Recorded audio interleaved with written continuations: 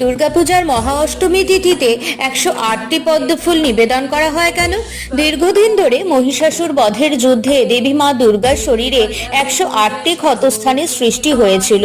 সেই ক্ষতস্থানে প্রচন্ড জ্বালার সৃষ্টি হয়। দেবীর ক্ষতস্থানে জ্বালা দেখে দেবাদিদেব মহাদেব কাতর হয়ে ওঠেন।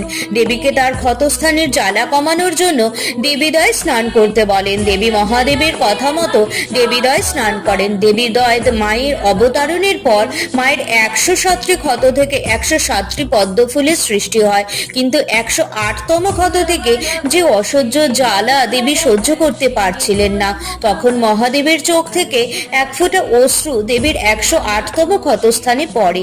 সঙ্গে সঙ্গে 108তম পদ্মফুলটি সৃষ্টি হয়। তাই আজও মহা অষ্টমী তিথিতে 108তম পদ্মফুল দিয়ে দেবীকে নিবেদন করা হয়। জয় মা দুর্গার জয়।